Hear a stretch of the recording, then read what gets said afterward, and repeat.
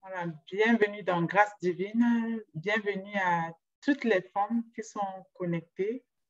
C'est toujours un plaisir d'être avec vous, les femmes bénies de l'Éternel, les femmes vraiment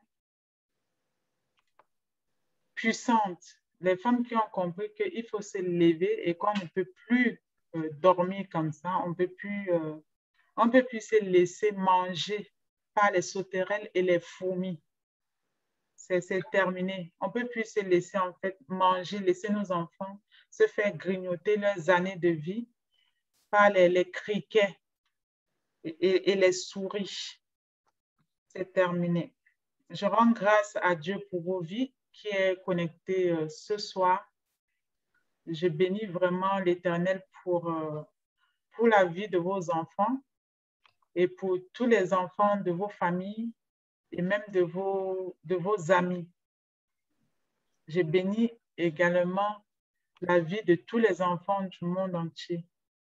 Que Dieu se souvienne vraiment de nous tous qui sont connectés ici ce soir et qui se souviennent de nos enfants par obéissance à lui et par obéissance pour suivre sa parole, pour chercher sa face. Nous sommes là ce soir pour parler et pour dire pourquoi il est important de prier pour nos enfants. Il est impératif, il est vraiment nécessaire et impératif de prier pour nos enfants. Parce que nous sommes dans un monde spirituel. Si chacune qui est connectée ici à ce soir regarde à son enfance, se projette un peu à son enfance, je sais que même pour moi-même qui vous parle, et individuellement pour vous toutes, il y a eu des choses qui se sont passées. Et si nous sommes là ce soir, c'est parce que nous travaillons auprès de Dieu et que par sa miséricorde, que ce que nous avons vécu, où nos parents n'ont pas pu réussir, nos parents, où ils ont eu des blocages, où ils ont eu de l'échec, où ils ont eu de la procrastination, ou même quand ils ont eu cet esprit-là qui les a empêchés d'avoir l'éveil pour prier à nos vies qui sont connectées ici aujourd'hui. Ce n'est pas les reproches pour eux, mais nous sommes là pour demander à Dieu de faire table grâce et miséricorde pour tout ça et que ce que eux ils ont vécu, que nous ne les vivons pas. Partout, il y a eu des manquements dans notre éducation, dans notre santé et qui devraient découler de l'autorité parentale. Tous les manquements, même les manquements de scolarité. Il y a certains parents qui n'arrivent même pas à faire scolariser leurs enfants.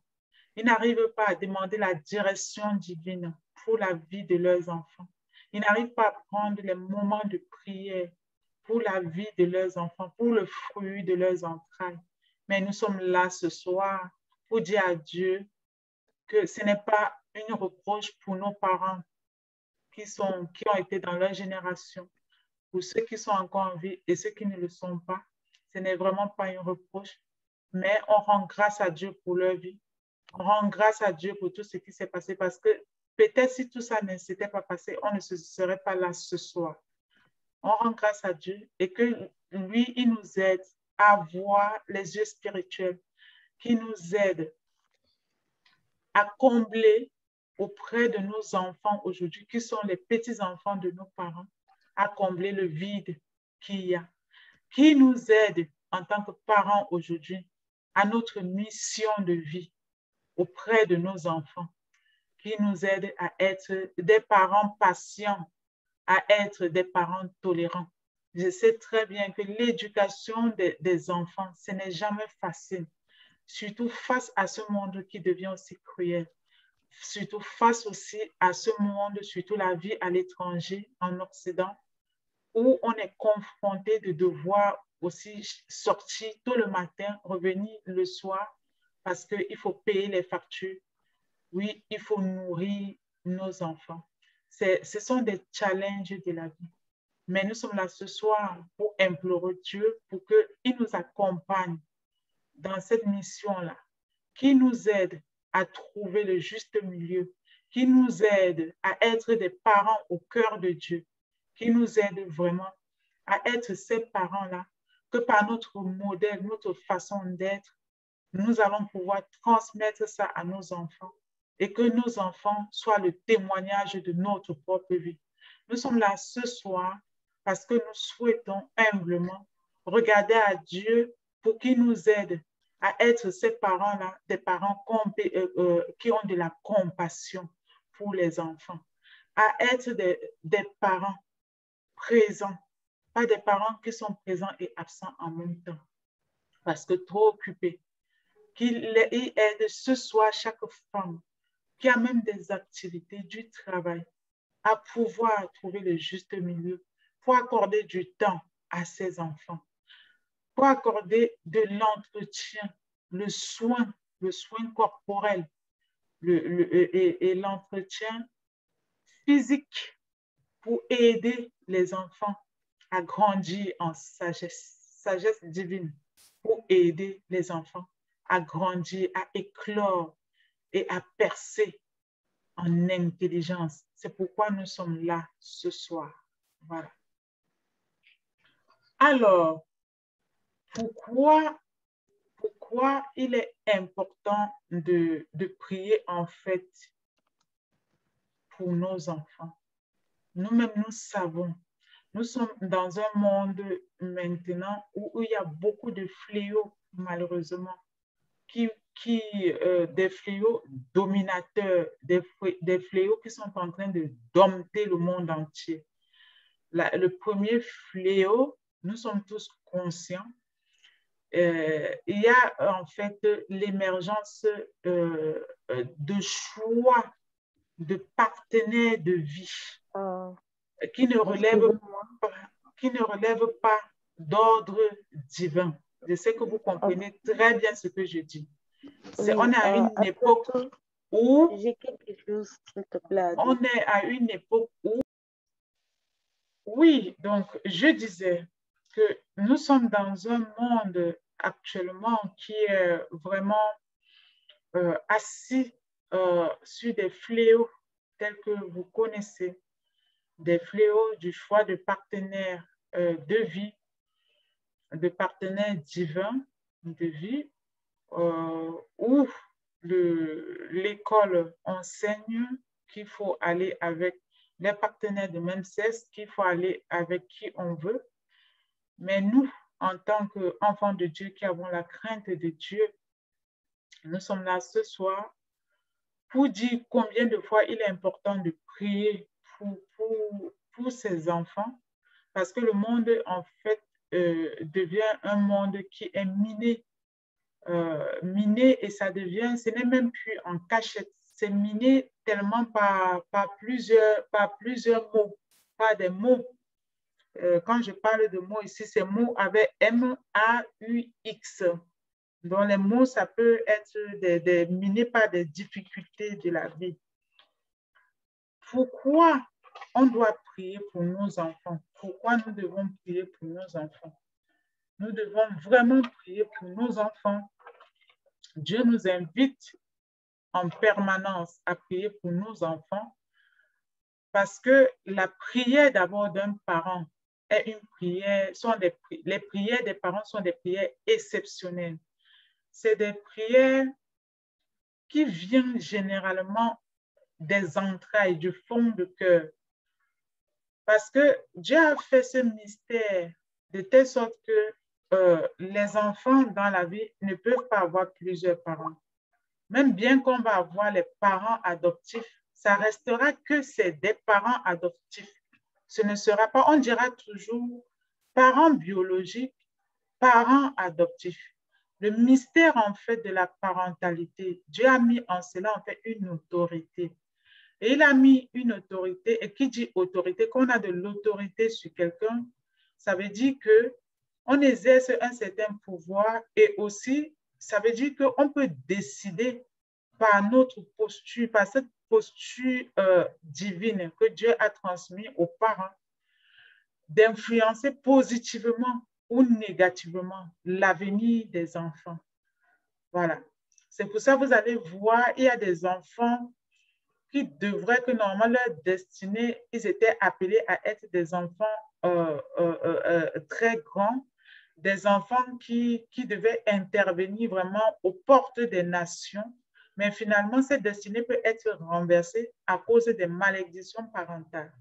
Maintenant, nous qui avons la crainte de Dieu, le but de notre rencontre ce soir, c'est de comprendre vraiment cette importance, le pourquoi prier pour nos enfants.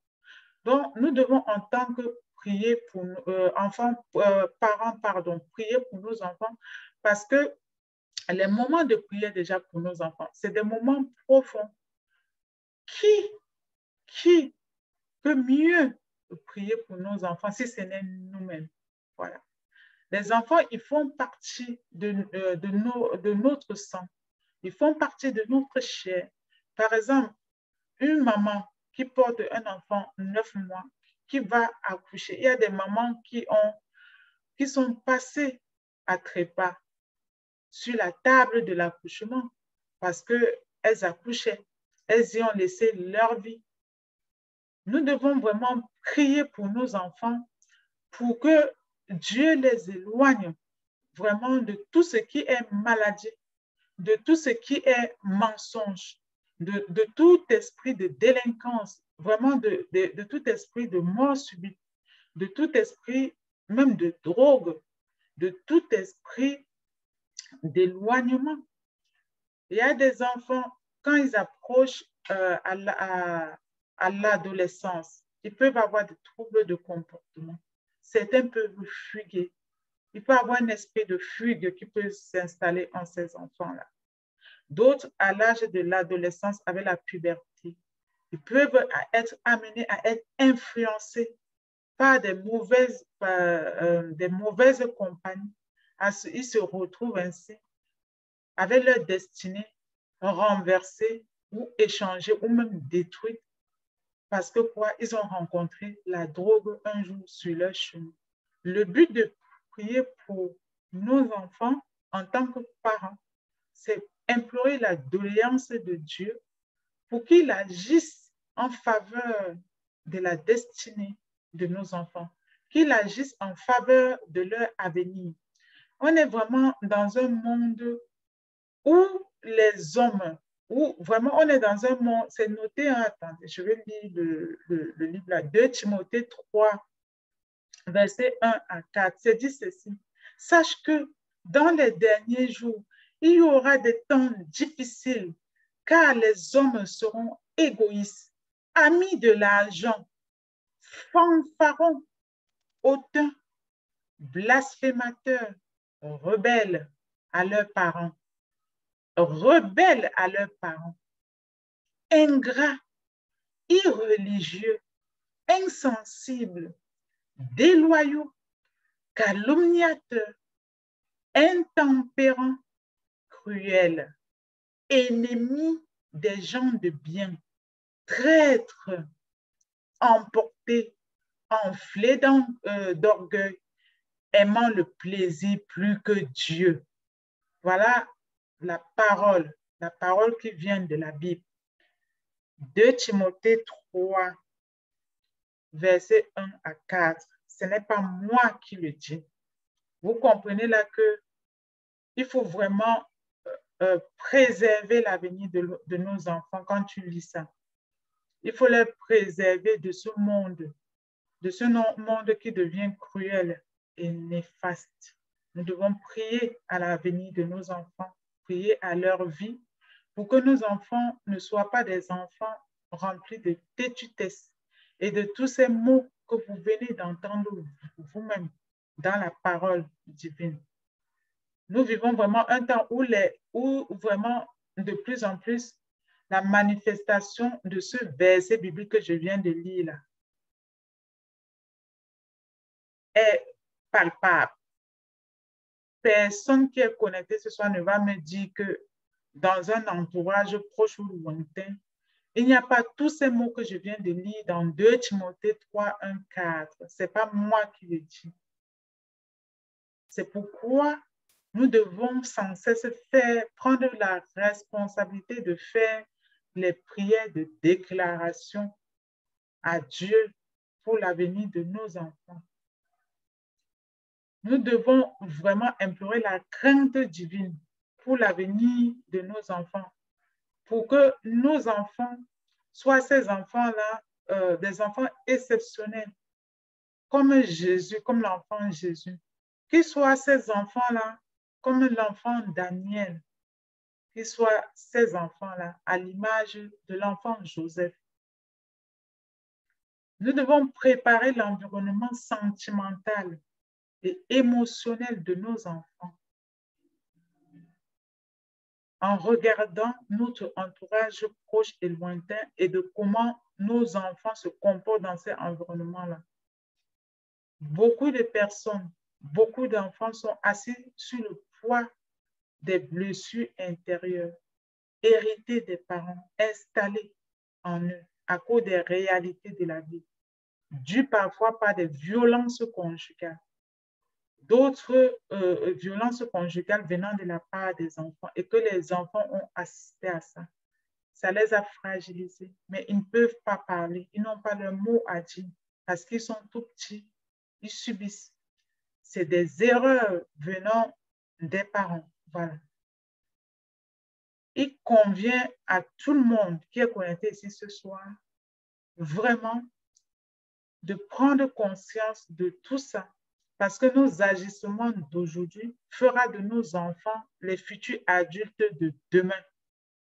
Tout ce que nous faisons aujourd'hui dans notre maison avec nos enfants, ils voient, ça définira demain leur avenir. Ça forgera en fait leur caractère émotionnel, leur comportement intellectuel, leur degré de sagesse. L'ensemble de nos comportements ira en fait formater ça en eux. Parce que l'enfant, lui, le meilleur exemple pour un enfant, ce sont ses parents. Donc lui, il voit ce que les parents font et il s'appuie dessus pour bâtir son monde et bâtir sa vie. Raison pour laquelle il est important de prier pour nos enfants. Il est même important de changer notre façon d'être, notre façon de voir les choses, notre façon de nous comporter. Nous devons vraiment regarder à l'état émotionnel de nos enfants. C'est important parce que notre état émotionnel, sans faire exprès, nous le transmettons à nos enfants. Ce que cela influence en fait sur l'état émotionnel initial que Dieu avait prévu pour eux. Et c'est ainsi que si les parents ont été bien sur le plan comportemental et émotionnel, cela fera demain des hommes et des femmes bien dans leur tête, bien dans leur façon d'agir et bien dans leur être. Mais maintenant, si les enfants sont dans une maison où ils assistent à des violences, où ils assistent à des cris, violences verbales, violences physiques, oui, où l'Esprit de Dieu n'y est pas, où on ne prend pas de temps de prière pour les enfants, où on n'apprend pas par la Bible de ce que c'est que le pardon, de ce que c'est que obéir, de ce que c'est que respecter les parents en tant qu'autorité et respecter les professeurs, les maîtres, respecter leur environnement extérieur. Ces enfants-là, ils vont reproduire ce que nous les transmettons en tant que parents. Donc, nous devons vraiment faire attention à ça. Tout ce que nous faisons influence sur l'état psychologique de nos enfants. Ça influence même sur leur état psychique. Vous allez voir un enfant, si par exemple, les parents ont des problèmes psychiques, même si cet enfant, lui, il n'a pas été diagnostiqué avec des problèmes psychiques, le fait de vivre avec les parents psychiques, il va en fait adapter, reprendre les mêmes gestes, reprendre et reproduire. Voilà. C'est pourquoi je vous exhorte ce soir à préparer vraiment et à préserver l'environnement émotionnel, l'environnement intellectuel, psychologique, psychique de vos enfants, par votre façon de faire, par votre façon de parler, par votre façon d'être. Voilà. Vous devez également, en tant que fille de Dieu, femmes qui ont la crainte de Dieu, préparer l'environnement aussi spirituel de l'enfant. Dans le livre de Proverbes 6, il est noté ceci. Instruis l'enfant selon la voie qu'il doit suivre. Et quand il sera vieux, il ne s'en détournera pas. Ça veut dire que si maintenant nous ne parlons pas de Dieu à nos enfants, nous ne les sensibilisons pas par rapport à ce que c'est que la spiritualité et pourquoi la spiritualité, qu'est-ce que la spiritualité? Qu'est-ce qu'on peut trouver dans la spiritualité? Si nous ne partons pas lire les différentes histoires de la Bible avec eux et les expliquer, les phénomènes qui étaient passés, les histoires qui tournent autour, ils ne sauront pas. Parce que nous sommes actuellement leur guide. Leur premier guide, c'est Dieu. Il nous a positionnés après lui comme deuxième autorité. Dieu est leur première autorité et il nous positionne comme deuxième autorité dans leur vie. Mais maintenant, si on ne les instruit pas selon la voie qu'ils doivent suivre, la parole de Dieu dit, nous devons les instruire selon la voie qu'ils doivent suivre. Dieu nous envoie par là en mission. C'est à nous de leur montrer. C'est ce que dit la parole. Qu'est-ce qu'on veut qu'ils suivent? Quelle voie on veut que demain ils prennent? Est-ce que nous sommes les parents qui nous droguons? Est-ce que nous sommes les parents qui nous injurons? Est-ce que nous sommes les parents qui manquons du respect aux gens, au téléphone? On crie sur les gens et les enfants sont là, ils écoutent. C'est de ça il est question. Qu'est-ce que nous voulons pour les enfants quand ils seront vieux, quand ils seront grands? Qu'est-ce que nous ne voulons pas de quoi ne voulons-nous pas qu'ils s'en détournent? De la parole de Dieu, de l'obéissance qu'on les a inculpés dès leur bas âge, de la sagesse. Qu'est-ce que nous, en tant que parents qui sont connectés ce soir, nous ne voulons pas que nos enfants s'en détournent? De l'esprit de vérité, de l'esprit de bienveillance. Si nous souhaitons demain avoir des adultes et voir nos enfants dans leur vieillesse être des personnes âgées qui sont bienveillantes, qui prônent la vérité, qui prônent la transparence, qui aiment la paix, qui aiment l'amour, qui ont l'amour du prochain. C'est maintenant. On est au grand rendez-vous. Tout se joue maintenant. Ce n'est pas demain, ni après-demain. C'est maintenant que tout ça se passe. Nous devons nous battre pour notre progéniture. Nous devons nous battre pour les fruits de nos entrailles, les fondements du Christ. Dieu, lui, qu'est-ce qu'il veut? Il veut que par le verset du Proverbe 22, 6 que j'ai lu, il souhaite que nous transmettons à nos enfants la direction divine, que nous leur montrons le chemin, que nous leur montrons cette chose mielleuse sur quoi ils vont s'appuyer pour ne pas s'en détourner demain. Donc, si nous voulons que d'ici là, quand nos enfants auront 20 ans, 25 ans, qu'ils reviennent à la maison pour prendre toujours nos nouvelles, qu'ils continuent à nous respecter, c'est maintenant que nous devons les transmettre. On ne doit pas attendre une fois à l'adolescence, quand tu es déjà gâté, serré, avant de courir dans tous les sens. Voilà. Tout se joue aujourd'hui. Donc, je parle comme ça même pour moi-même. On est au grand carrefour, on est au grand rendez-vous. Nous devons, après cette rencontre, chacun doit se remettre en question dans sa façon, en fait, de faire avec les enfants, dans sa façon de veiller à la qualité de vie des enfants. Quels sont les repas que nous donnons à nos enfants si nous souhaitons que demain, ils soient des hommes en bonne santé? Il y a des femmes qui n'arrivent pas à prendre du temps pour préparer de la nourriture fraîche aux enfants et les bouts de sucre. Cela, demain, d'ici 4 ans, va les mettre en difficulté sur le plan sanitaire. Cela peut déclencher aux enfants du diabète. Quelle est notre mission auprès de nos enfants aujourd'hui? Qu'est-ce que nous faisons aujourd'hui pour que d'ici 4 ans, d'ici 5 ans, d'ici 10 ans, qu'ils soient ces hommes équilibrés sur le plan sanitaire, sur le plan social?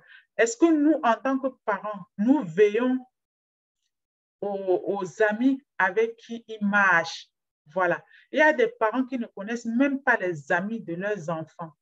Et ça, vraiment, c'est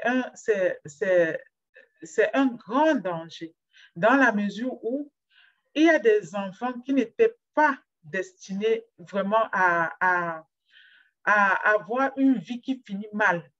Il y a des enfants que leur vie a mal fini, mal tourné.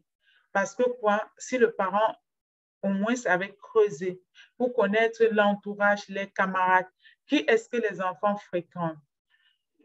En tant que parent, ce n'est pas normal que vous voyez l'enfant revient à la maison avec des affaires qui ne lui appartiennent pas et vous ne vous interrogez pas où ça vient et à qui ça vient. Voilà, dans quel contexte il a eu ces choses-là. Donc, faisons attention à tout ça en tant que fille de Dieu. C'est ça. Nous devons consacrer vraiment la vie de nos enfants à l'Esprit Saint pour que vraiment tous ces fléaux de ce monde, que Dieu les éloigne de ça. Nous devons implorer l'Esprit Saint pour que nos enfants ne soient pas des enfants têtus, pour que vraiment la délinquance ne soit pas leur partage. C'est de ça qu'il est question ce soir. Voilà. Dans le livre de 1 Samuel 1, verset 28, il est noté, à mon tour, je veux le consacrer à l'Éternel pour toute sa vie. Il lui sera consacré. Voilà. C'est une façon de dire que Dieu, même par sa parole, il nous donne la possibilité de confesser sur la vie de nos enfants. Il nous donne la possibilité de prendre conscience que nous devons entrer en mission. On ne donne pas l'autorité à n'importe qui. Il ne nous a pas choisis par hasard pour nous positionner comme autorité auprès de nos enfants. Il nous donne la possibilité ici vraiment de nous lever pour parler en faveur de nos enfants, pour confesser aussi de nos bouches sur les difficultés que nos enfants peuvent rencontrer. Pourquoi il est important vraiment de prier pour nos enfants? Il est important de prier pour nos enfants parce qu'il y a les destinées des enfants qui sont attaquées, pas par ces mots dont je viens de parler, mais même de façon spirituelle. Je témoigne ici un jour, alors que je dormais, je me suis réveillée ce jour-là, j'ai prié, je n'avais pas sommeil. J'ai prié, il m'était venu à cœur de prier. Je prie et je pars me coucher, je dors. Quand je dors, je fais un rêve que ma fille, l'une de mes filles, on l'a noyée dans de l'eau profonde. Et je suis tombée dans cette eau-là, aller la retirer. La prière que je venais de faire, là, que je m'étais levée vers 3h30 pour faire et que je me suis rendormie. J'ai compris par là que Dieu venait de me révéler que l'une dont ma fille, dont je venais de la voir en rêve là, il venait de me réveiller qu'elle est attaquée. Elle est attaquée alors que ce n'est qu'une enfant qui n'a rien demandé. Si c'est même un adulte, tu vas dire que peut-être elle a fait quelque chose à quelqu'un. Un enfant qui n'a même pas 5 ans. Là, tu comprends que le destin de l'enfant a été touché. Si elle restait au fond de ces eaux profondes, imaginez dans le rêve, si je n'avais pas eu le courage d'aller la sortir en eau profonde, après quelques jours, c'est comme ça, quand vous voyez ces gens rêves, il ne faut pas négliger. Après, vous allez entendre que, ouais, l'enfant a un problème de santé, l'enfant a ceci, l'enfant a cela.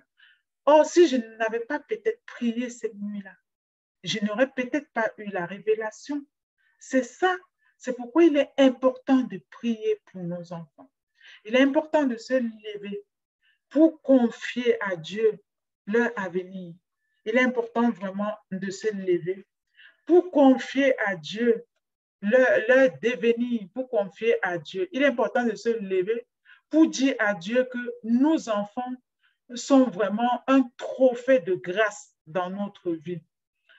Et il y a des parents aujourd'hui qui ont des enfants, mais qui ne connaissent même pas la valeur divine de ces enfants. Entre-temps, à côté, il y a des enfants qui pleurent, des femmes qui pleurent par manque d'enfantement. Il y a des femmes qui ont même vu leur mariage détruit parce qu'elles n'avaient pas la grâce de l'enfantement. Aujourd'hui, vous, parents qui avez la chance d'avoir les enfants, vous devez répéter avec moi ce soir que vos enfants, nos enfants sont un trophée de grâce dans nos vies. Nos enfants sont une vase d'honneur dans nos vies. Les fruits de nos entrailles sont bénis.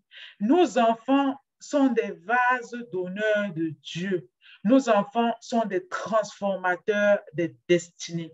Nos enfants sont appelés à agir, à intervenir à la porte des nations et ils sont bénis. Vous devez, en tant que parents, parler des paroles de bénédiction sur la vie de vos enfants. Vous devez être en capacité de dire, mes enfants sont puissants, mes enfants sont sages, mes enfants sont intelligents, mes enfants sont en bonne santé. Mes enfants sont une faveur d'exploit et mes enfants sont vraiment une vase de chance dans ma vie. Que la bénédiction soit leur partage, que les percées soient leur partage. Mes enfants sont honorés par Dieu. Mes enfants honorent Dieu, ils honorent les autorités et ils m'honorent en tant que parent. Ça doit être ça votre credo. Vous devez être en capacité de dire que nos enfants mangeront à la table des rois comme Joseph. Comme Joseph, leur destinée, leur chemin, leur place est au palais. C'est ce que vous devez être en capacité de dire pour vos enfants. Mes enfants doivent exceller, ils excellent dans tous les domaines de leur vie. Mes enfants, Dieu est leur départ, il est leur arrivée. Ils sont barricadés par le sang de Jésus-Christ et que quiconque qui se met sur leur chemin est soumis devant le tribunal divin et répond tout ennemi spirituel, toute injustice dirigée contre mes enfants, l'ennemi doit le restituer, que ce soit quelque chose dirigé, même en pensée, l'ennemi doit restituer cette fois tel que c'est marqué dans la Bible.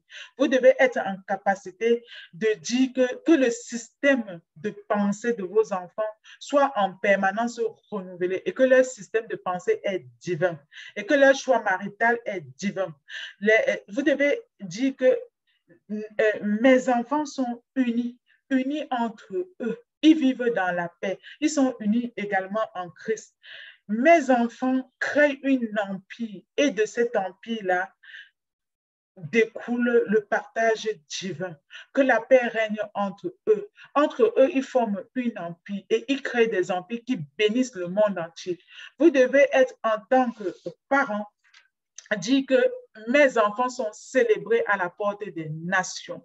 N'importe quelle terre où mes enfants foulent, que ce soit dans le cadre des vacances scolaires, des voyages scolaires, que ce soit dans le cadre des voyages de découverte liés avec l'université, liés avec l'école, que ce soit les voyages de découverte liés par le cadre des contrats d'apprentissage, de professionnalisation, liés par le monde entrepreneuriat ou le monde d'entreprise, les enfants sont célébrés dans chaque pays et dans chaque entreprise où ils sont accueillis.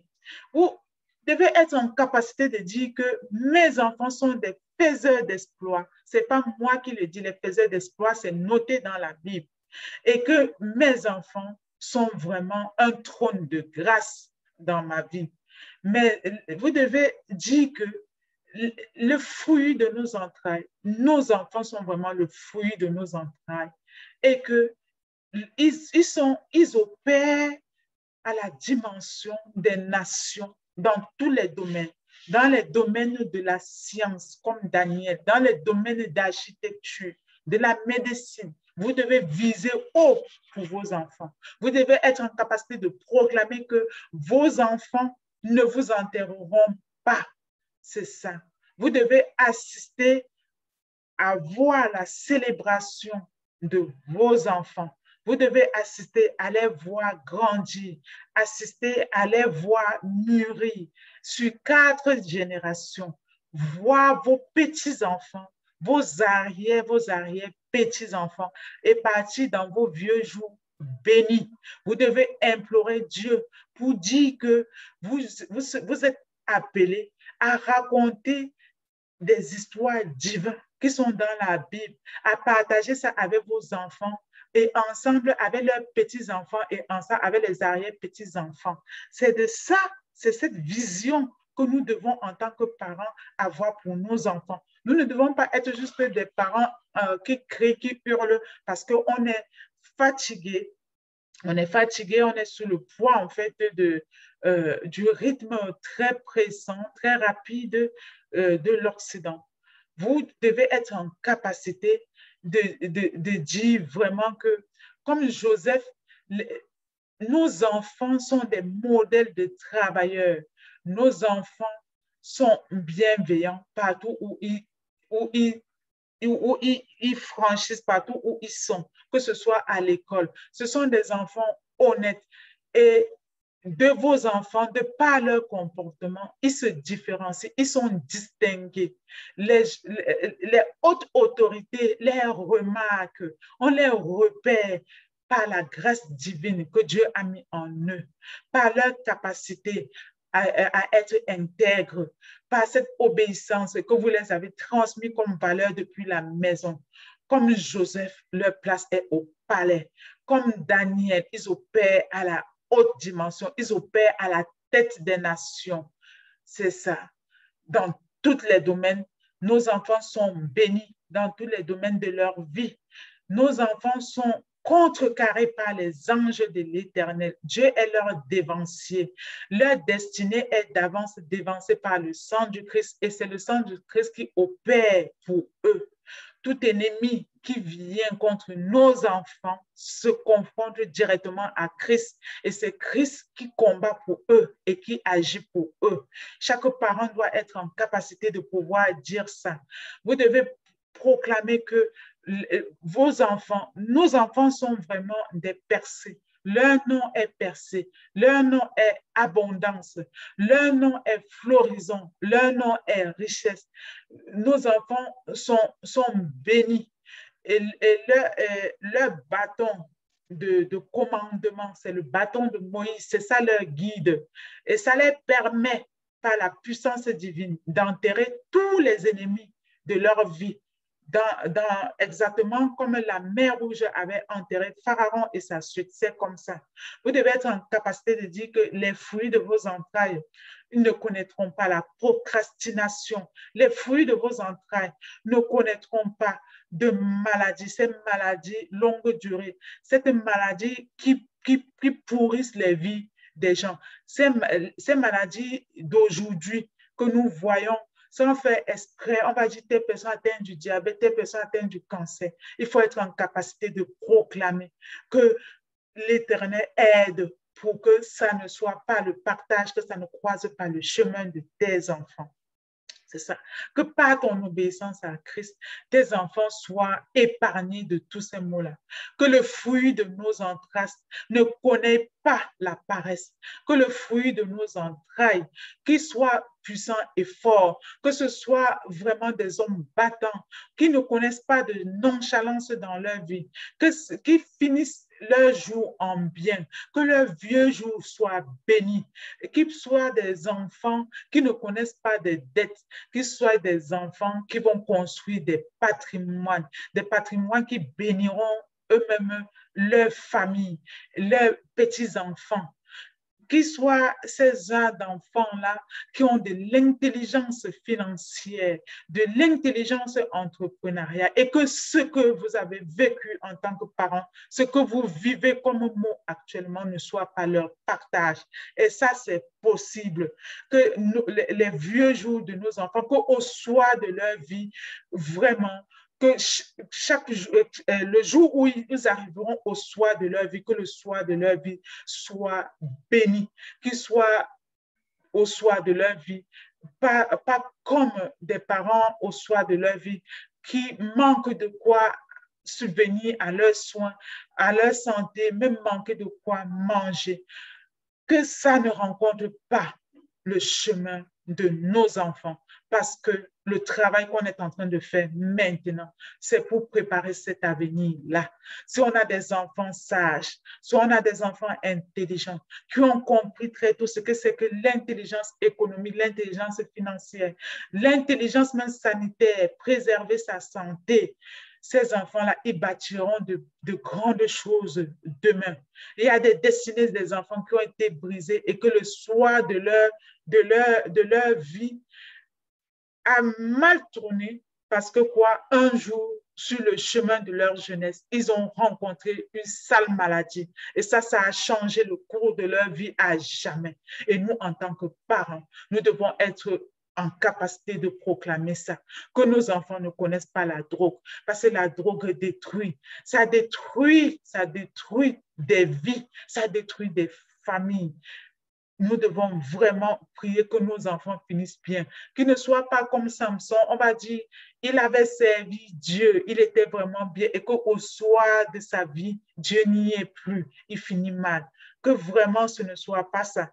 Que nos enfants soient vraiment comme des enfants à l'image de Joseph, qui finissent bien leur vie, qui finissent au palais. Que nos enfants soient vraiment à la dimension des rois, qu'ils opèrent à la dimension des rois.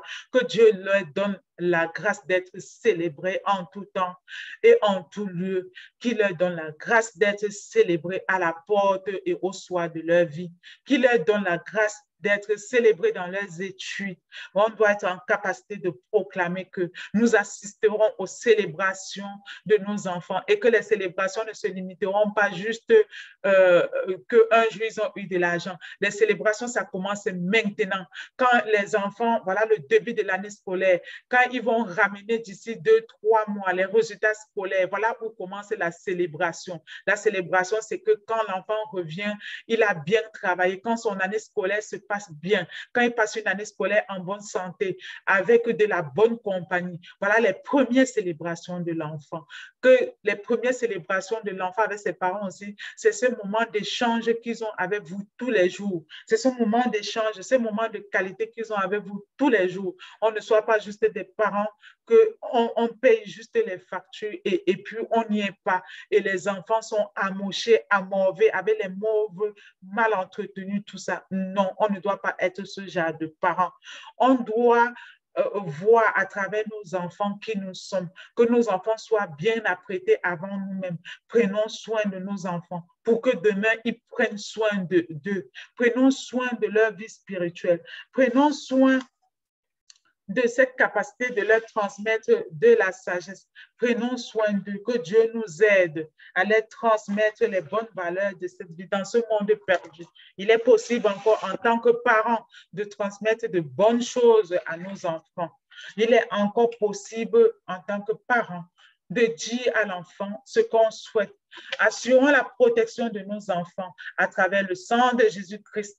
Implorons l'Esprit Saint pour la vie de nos enfants. Que tout ennemi du mal qui se présente sur le chemin de nos enfants, que Dieu les en délivre, qu'il les contrecarre à jamais, par la force de l'Esprit Saint et par le sang du Christ. On doit créer une routine de prière pour nos enfants. C'est souvent très facile de ne pas prendre les engagements en tant que parent, mais il est très facile aussi, chaque soir, de se positionner. C'est une histoire même de 5 minutes, juste 3 à 5 minutes de proclamation avec les enfants, de proclamation simple. Nous devons aider nos enfants à se familiariser à la spiritualité. Nous devons aider nos enfants vraiment à connaître la parole divine. Nous devons vraiment réserver ces moments de prière-là dans la journée, même si c'est ponctuel, le soir, avant de se coucher. Nous devons respecter aussi le système des enfants. Lire la Bible, lire les histoires de la Bible pour les familiariser à ça. Mais nous ne devons pas être exigeants. Les laisser comprendre ce qu'ils peuvent comprendre, mais à travers les paroles, les histoires et les cas de figure qui sont dans la Bible, leur demander ce qu'ils pensent de ça. S'ils ont compris quelque chose, s'ils n'ont pas compris, ce n'est vraiment pas grave. S'ils ont compris juste une chose, c'est bien. Mais respecter leur rythme, respecter leur façon de comprendre. C'est ça, en fait. Nous devons vraiment respecter aussi leur système d'apprentissage. On ne demande pas ici, en tant que parent, d'aller faire que les enfants doivent être comme dans un camp militaire à réciter la Bible. Non, je dis ça doit être un moment vraiment de plaisir, une petite parole, comme ces petites paroles de quelques versets bibliques que j'ai utilisés. Partager ça avec l'enfant et lui demander ce qu'il en pense de ça. Nous devons les apprendre à travers toutes ces petites histoires de la Bible. Qu'est-ce que c'est que la parole divine? Qu'est-ce que c'est que obéir à une autorité? Qu'est-ce que c'est que obéir à Dieu? Qui est Dieu? Voilà, nous devons aider nos enfants à prier contre les ennemis de la vie. Et nous pouvons les illustrer ça. Par exemple, les enfants qui ont déjà rencontré les difficultés, par exemple, à l'école, qui disent, ah, il y a tel copain qui me dérange comme ça. Nous pouvons, à ce moment-là, profiter pour les expliquer ce que peut être un ennemi de la vie ou un ennemi ponctuel. C'est de ça il est question.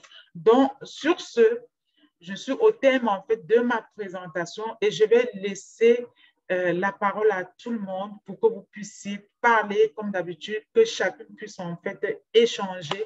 Et je vous remercie vraiment vivement d'être là encore ce soir dans Grâce Divine pour partager ce moment intense avec nous, ce moment précieux que nous allons retourner dans nos familles avec, nous allons retourner mettre en pratique auprès de nos enfants. Que tout ce qu'on s'est dit ce soir, tout ce qu'on va continuer à se dire, que ça ne tombe pas vraiment dans l'eau, qu'on prenne vraiment conscience, qu'on tire vraiment vers la fin des temps et qu'à jamais, tout ce que j'ai cité dans le livre de Timothée, vous avez vu que ce n'est même pas moi qui le dis, c'est le livre même qui dit tout ce qu'on est en train de vivre à l'ère du 21e siècle. Donc, je vais arrêter cet enregistrement. Et pour toutes les personnes qui vont regarder cette vidéo sur YouTube, si vous souhaitez intégrer l'Académie Grâce Divine, je vous prie de nous contacter au 06 31 51 39 98. Je vous remercie d'être là. Nous allons revenir avec d'autres enseignements et avec d'autres contenus aussi puissants. Merci beaucoup. À très bientôt.